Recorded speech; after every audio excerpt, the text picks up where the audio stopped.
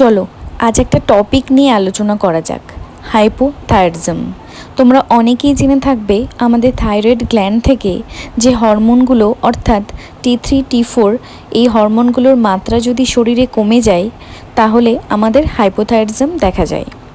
এবং এই হাইপোথাইরয়েডিজমের জন্য কি কি সিমটমস দেখা দিতে পারে?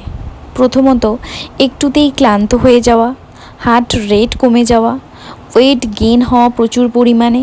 এবং অনেকেই বলবে যে দিদি আমার তো ওয়েট ঠিকঠাক আছে তাও কেন হাইপোথাইরয়েডিজম? হ্যাঁ, রোগা পেশেন্টদেরও হাইপোথাইরয়েডিজম দেখা যেতে পারে।